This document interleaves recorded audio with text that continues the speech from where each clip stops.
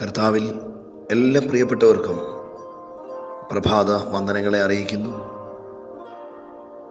ഇന്നത്തെ ദൈവവചന ചിന്തയ്ക്കായി ലൂക്കോസിന്റെ സുവിശേഷം 21 അധ്യായം 1 മുതൽ 4 വരെയുള്ള വാക്യം. യേശു തലപൊക്കി ധനവാന്മാർ ഭണ്ഡാരത്തിൽ വഴിപാട് ഇടുന്നത് കണ്ടു. ദരിദ്രയായൊരു വിധവ 2 കാശ് ഇടുന്നത് കണ്ടപ്പോൾ അവിടുന്ന്, ഈ ദരിദ്രയായ വിധവ എല്ലാവരെക്കാളും അധികം ഇട്ടിരിക്കുന്നുവെന്ന് സത്യമായി നിങ്ങളോട് പറയുന്നു. എല്ലാവരും തങ്ങളുടെ സമൃദ്ധിയിൽ നിന്നല്ലോ വഴിപാട് ഇട്ടത്. ഇവളോ തൻ്റെ ഇല്ലായ്മയിൽ നിന്നും തനിക്കുള്ള ഉപജീവനം ഒക്കെയും ഇട്ടിരിക്കുന്നു.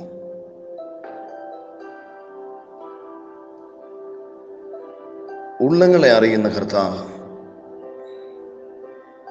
സമ്പൂർണ്ണ സമർപ്പണം ആഗ്രഹിക്കുന്ന നമ്മുടെ കർത്താവ്,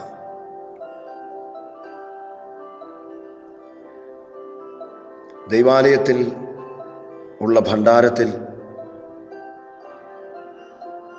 അനേകർ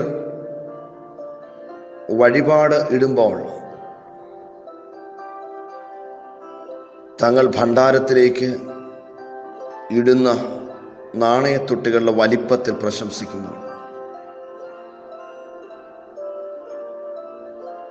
യേശുവിൻ്റെ കണ്ണുകൾ സമ്പന്നന്മാരിട്ട വഴിപാടുകളുടെ വലിപ്പത്തിലല്ല ശ്രദ്ധ കേന്ദ്രീകരിച്ചത്, മറിച്ച് ആ ഭണ്ഡാരത്തിലേക്ക് വഴിപാടായി ഒരു വിധവ 2 കാശിടുമ്പോൾ ആ വഴിപാട് അവൾ ഇട്ടതിന് ശേഷം അവളുടെ കരത്തിൽ ഇനി ഒന്നുമില്ല എന്നുള്ളത് കർത്താവ് തിരിച്ചറിഞ്ഞു. അഥവാ തനിക്കുള്ളതെല്ലാം ദൈവത്തിൻ്റെ ഭണ്ഡാരത്തിൽ നിക്ഷേപിച്ചിട്ട് ഇനിയും തനിക്ക് ആലയവും ദൈവവുമല്ലാതെ മറ്റൊന്നുമില്ലെന്ന് തെളിയിക്കുന്നൊരു വിധവ. പ്രിയമുള്ളവരെ, നാം പലതും ദൈവനാമത്തിൽ ചെയ്യുകയും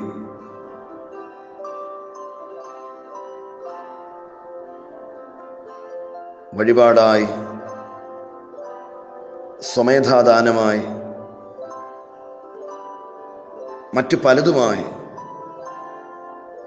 കർത്താവിൻ്റെ നാമത്തിൽ നിക്ഷേപിക്കുകയും ചെയ്തിട്ട് പലതും ദൈവനാമത്തിന് വേണ്ടി ചെയ്തതിൽ സന്തോഷിക്കുമ്പോൾ നമ്മുടെ വഴിപാടുകളിലോ സ്വമേധാദാനങ്ങളിലോ യാഗങ്ങളിലോ ഒന്നും പ്രശംസിക്കുവാൻ ആഗ്രഹിക്കാതെ, അവയിലൊന്നും സന്തോഷിക്കുവാൻ കൂട്ടാക്കാതെ, നമ്മെ സമ്പൂർണമായി ആഗ്രഹിക്കുന്ന നമ്മുടെ കർത്താവിൻ്റെ ഹൃദയം,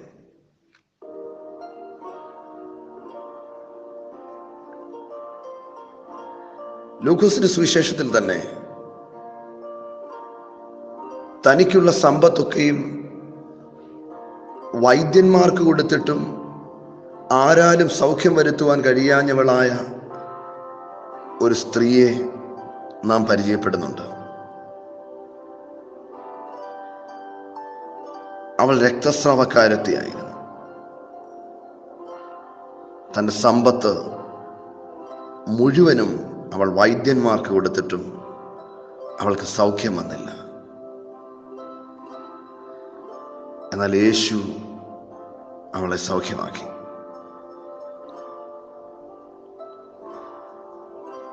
വീണ്ടും ലൂക്കോസിന്റെ സുവിശേഷം 15 അധ്യായം 11 മുതൽ 13 വരെയുള്ള വാക്യങ്ങളിൽ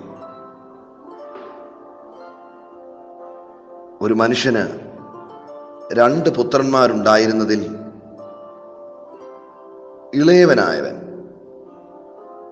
തനിക്ക് വരേണ്ടുന്ന വസ്തുവകകൾ സ്വരൂപിച്ച് ദൂരദേശത്ത് കൊണ്ടുപോയി ചിലവഴിച്ച് ദരിദ്രനായി തീർന്ന ചരിത്രം എഴുതപ്പെട്ടിരിക്കുന്നു.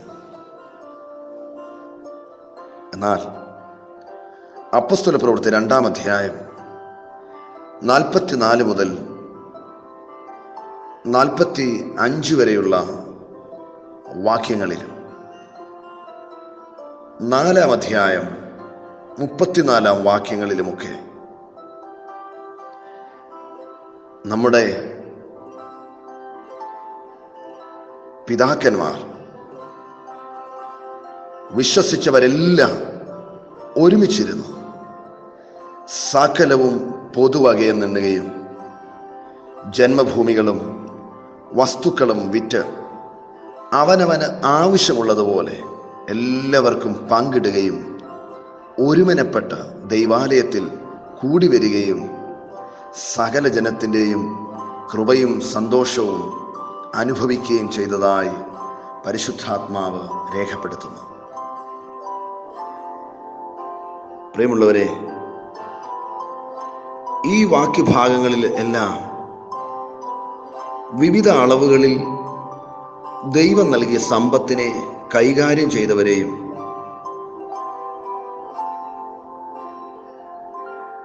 അതുവണ്ണം തന്നെ സമ്പൂർണ്ണ സമർപ്പണത്തിലൂടെ കർത്താവിനെ പ്രീതിപ്പെടുത്തിയവരെയും നാം കാണുകയാണ്.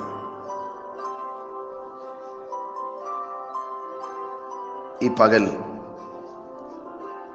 നമുക്കൊന്ന് വിചിന്തനം ചെയ്യാം. നമുക്ക് ദൈവം നൽകിയിരിക്കുന്ന താലന്തുകൾ, ഭൗതിക നന്മകൾ,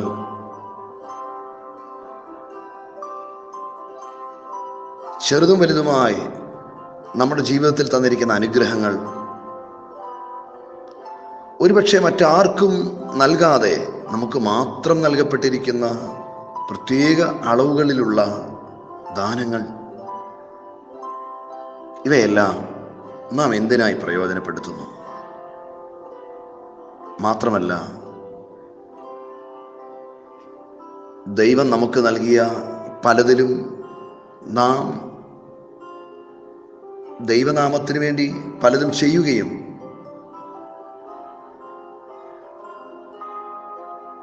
നാം അതിലൂടെ കർത്താവിനെ സ്നേഹിക്കുന്നു എന്ന് തെളിയിക്കുകയും ചെയ്യുമ്പോൾ തന്നെ ആ വിധവയെ പോലെ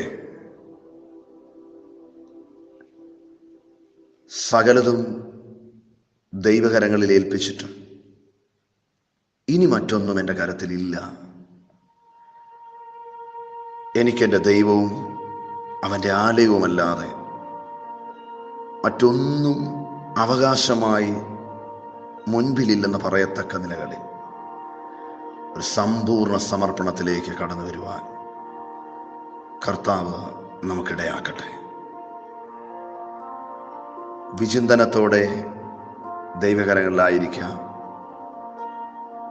ഒരു സമർപ്പണത്തോടെ ഈ പകൽ ആരംഭിക്കാം. കർത്താവ് നമ്മെ സഹായിക്കട്ടെ.